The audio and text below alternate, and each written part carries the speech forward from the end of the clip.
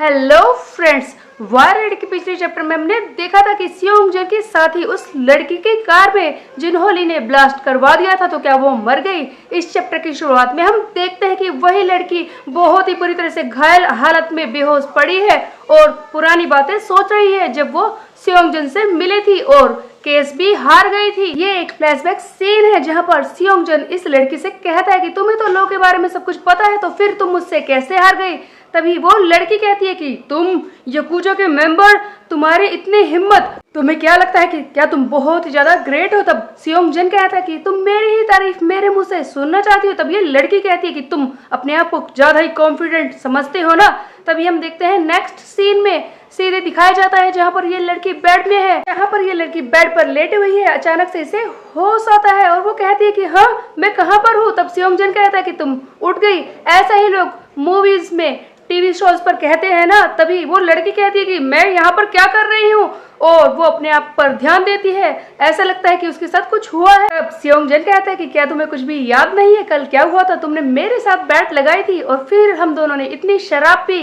तुम मुझे दिखाना चाहती थी कि हम दोनों में से बेटर कौन है और क्या चाहती हो कि मैं उसके बाद आखिर में बताऊं कि क्या हुआ। ये गर्ल समझ आती है कि क्या हुआ है और वो चिल्लाती है, ओह गॉड डैम इट, ये मैंने क्या कर दिया। जिस पर सियोंग जन इसका मजाक उड़ाता है और कहता है कि ओह, मैं तुमसे बेड में हार गया आखिरकार। तभी हम देखते हैं कि यूई होन उठती है चाकू के साथ और सियोंग जन पर वार करने की कोशिश करती है, लेकिन फिर से वो एक ऐसी ऑकवर्ड पोजीशन में पहुंच जाती है जहां पर सियोंग जन फिर से इसका मजाक उड़ाता है और कहता है कि रात में भी ऐसा ही कुछ हुआ था।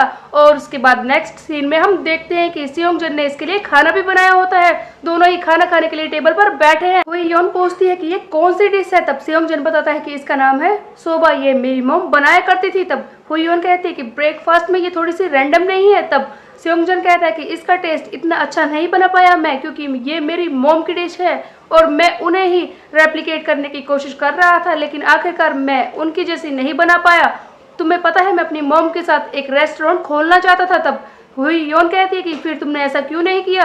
तब सियोंग जन बताता है कि मेरी मॉम मेरी वजह से ही मारी गई थी। खाना खाने के बाद सियोंग जन कहता है कि अगर तुम्हें अच्छा लग रहा है, अगर तुम्हें भूख नहीं लग रही तो चलो चलते हैं। तब ये लड़की कहती है कि कहाँ पर। तब सियोंग जन बताता है कि क्या तुम भूल गई, तुमने कहा था ना कि तुम्हारी कंडीशन कल ठीक नहीं थी, इसीलिए तुम अपनी पूरी कोशिश नहीं कर पाई थी और आज भी हमें कई सारे काम करने हैं, तो तुम मेरे साथ चल सकती हो। तभी हम देखते हैं कि ये दोनों जाते हैं बाहर टाइम स्पेंड करने के लिए। वहां पर वो कई सारी तरह की एक्टिविटी करते हैं जिसमें ये हुईयोन जीत जाती है और कहती है कि तुम हर एक चीज में अच्छे नहीं हो याकुजा, हाँ तुम्हें कुछ नहीं आता, और वो उसका मजाक उड़ाती है। तभी हम देखते हैं नेक्स्ट सीन में फिर से एक और इंटीमेट सीन दिखाया जाता है। ऐसा लगता है कि फाइनली ये दोनों गर्लफ्रेंड बॉयफ्रेंड बन चुके हैं। और उसके बाद एक और फ्लैशबैक सीन जहां पर सियोंग जन फोन करता है हुईयोन को और कहता है कि वो उसे अपना इंटरप्रेटर बनाना चाहता है, अपनी याकुजा के मेंबर के सामने उसकी लैंग्वेज को ट्रांसलेट करवाना चाहता है। इस पर हुईयोन तैयार हो जाती है। तब चिल्लाती भी है कि तुम मुझसे ये करवाना क्यों चाहते हो,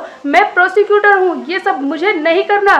तब सियोंग जन कहता है कि मैं तुम्हें पैसे दे दूंगा। तब ये कहते हैं कि तुम्हें पता नहीं है, अगर मैं तुम्हारे पास ऐसे ही आती रही तो। अगले सीन में हम देखते हैं कि हुईयोन आ जाती है जहाँ पर सियोंग जन ने इसके लिए एक केक भी प्रिपेयर करके रखा होता है जिस पर 1 लिखा होता है। और तब ये कहती है कि क्या हमें 1 साल हो गया डेट करते हुए, ये सब क्या है। तब सियोंग जन कहता है कि प्लीज 1 वीक के लिए और हमारी डेटिंग को एक्सटेंड कर दो। तब हुईयोन कहती कि पता नहीं ऐसा मेरे साथ क्यों हुआ, मैं एक याकुजा के मेंबर को डेट कर रही हूँ, मैं इसके पास पता नहीं बार बार क्यों आ जाती हूँ। तब सियोंग जन कहते हैं कि मेरा गिफ्ट कहाँ पर है। तब हुईयोन कहती है कि क्या गिफ्ट मैं क्यों लेकर आऊंगी। तब सियोंग जन इसके हाथ से सिगरेट ले लेता है और कहता है कि ठीक है, फिर मुझे गिफ्ट में यही चाहिए, तुम सिगरेट छोड़ दो क्योंकि मैं तुम्हारे साथ लंबे वक्त तक रहना चाहता हूँ। और इस तरह से ऐसा लगता है कि सियोंग जन सचमुच इससे प्यार करने लगा था। तभी एक और सीन दिखाया जाता है जहाँ पर हम देखते हैं कि योंग हवांग, असेंबलिंग योंग हवांग फोन करता है हुईयोन को, जो कि सचमुच इसके डैड है। वो पूछते हैं कि तुम कहाँ पर हो। तब हुईयोन कहती है कि मैं अपने बॉयफ्रेंड के साथ हूँ। तब वो चिल्लाते हैं कि वो सियोंग जन बाय, क्या तुम्हें पता है वो कौन है। तब हुईयोन कहती है कि ऑफ कोर्स वो पास्ट में एक याकुजा का मेंबर था। तभी हम देखते हैं इसके डैड इसे भड़काने की कोशिश करते हैं और कहते हैं कि तुम्हें पता है वो उस ताए संजू को अपने रास्ते से हटाना चाहता है और तुम्हें ये नहीं लगता कि उसने तुम्हें जानबूझकर अप्रोच किया है ताकि वो मुझ तक पहुंच सके और तुम उसका साथ दे रही हो। तब हुईयोन कहती कि डैड आप मजाक कर रहे हैं। तब इसके डैड फिर से कहते हैं कि मैंने कभी भी तुमसे मजाक किया है, वो तुम्हारा इस्तेमाल कर रहा है। और सेयोंगजन की शक्ल को देखकर तो ऐसा लगता है कि वो सचमुच हुईयोन से प्यार करता है। हुईयोन गलतफहमी का शिकार हो जाती है और वो सेयोंगजन को थप्पड़ मारती है और कहती है कि तुम याकुजा के मेंबर, तुम्हें हमेशा याकुजा में ही रहना चाहिए था, तुम किसी लायक नहीं हो मुझे डेट करना। कैसा लगा तुम्हें? हाँ, तुम उस ताइसन जू को क्लीन अप करना चाहते हो और तुम इसलिए मेरा इस्तेमाल कर रहे थे। ये कहकर वो वहां से चली जाती है। अगले सीन में हम देखते हैं कि सेयोंगजन सीधे इस योंग हवांग के सामने ही आता है। तब योंग हवांग कहता है कि तुम यहाँ पर आ गए मुझसे मिलने के लिए, तुम्हारी इतनी हिम्मत, वैसे कितना इंटरेस्टिंग है, तुमने मेरी बेटी को यूज किया मुझ तक पहुंचने के लिए। तुम्हें ऐसा नहीं लगता कि तुमने गलत किया है और तुमने क्या उससे कुछ सीखा? तुम मेरे सिंगल फैमिली मेंबर को यूज कर रहे थे मेरे खिलाफ। हाँ, लेकिन उस वक्त सेयोंगजन बाइक जिनहोली के बारे में बताता है और कहता है कि वो ताइसन जू का साथ दे रहा है। लोग उसके बारे में जानते ही नहीं है, वो पूरी दुनिया को कंट्रोल कर सकता है, सब कुछ उसके हाथ में है। तब योंग हवांग कहता है कि तुम याकुजा के मेंबर, तुम्हें क्या लगता है कि तुम मुझे बेवकूफ बना सकते हो? तुम्हारी इतनी हिम्मत। अभी ये वही सीन है जिसे हमने पहले भी देखा था फ्लैशबैक में, जहाँ पर सेयोंगजन बाइक कहता है कि तो आप मुझ पर विश्वास नहीं कर रहे तो क्यों ना मैं ताइसन जू के पास ही चला जाऊं और फिर वो क्या समझेगा आपके बारे में कि मैं आपसे किस काम के लिए मिलने आया हूं। तब हम देखते हैं कि आगे योंग हवांग कहता है कि तुम मुझसे क्या चाहते हो? तब सेयोंगजन बाइक कहता है कि बस मुझे दो ही चीजें करनी है। पहली ये कि मैं उस ताइसन जू को हराना चाहता हूं क्योंकि उसके मेथड मुझसे मैच नहीं करते, और दूसरी ये कि मैं यहाँ पर आ गया उसके लिए जिसे मैं पसंद करने लगा हूँ, मैं ये सोच भी नहीं सकता था। उसके बाद एक और सीन दिखाया जाता है जहाँ पर होबिन इस सेयोंगजन बाई को कॉल आउट करने की कोशिश कर रहा था जिनहोली के एविडेंस की मदद से। तब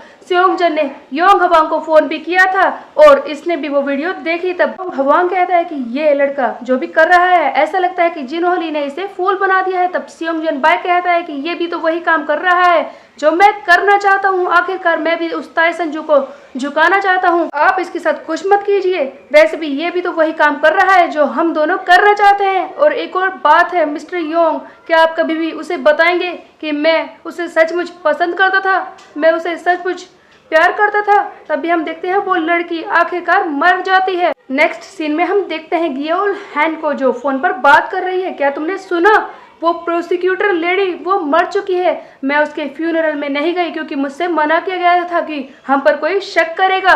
क्या तुमने सुना है? तब हम देखते हैं ये किसी और से नहीं होबिन से बात कर रही है जो अब काफी ज्यादा बदल चुका है और भी ज्यादा स्ट्रोंगर बन चुका है, जो कहता है कि तैयार हो जाओ, वैसे भी हमारा काम करने का वक्त आ गया है, मैं तुमसे टी डे पर मिलता हूँ। फाइनली वो दिन आने वाला है जब होबिन लड़ाई करेगा उस जिनहोली और उसकी टीम के साथ। तो क्या होगा, let's find out in next chapter. तब तक के लिए मेरे चैनल को सब्सक्राइब कर ले, बेल के आइकन को कर दे प्रेस। फिर मिलते हैं, बाय बाय।